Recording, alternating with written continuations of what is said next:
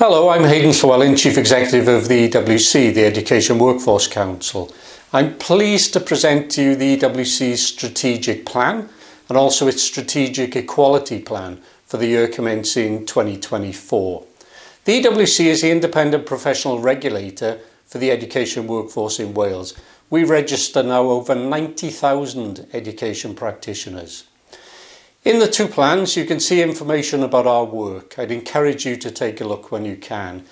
You'll have details there of our work as a registration body, an organisation that has a code of conduct and practice, and also our fitness to practice work. In addition to those regulatory areas, you'll also see information there about our other statutory functions, including providing advice to government and others, and also promoting careers in the education workforce professions. We're also a body, as you'd expect, that's highly committed to equality.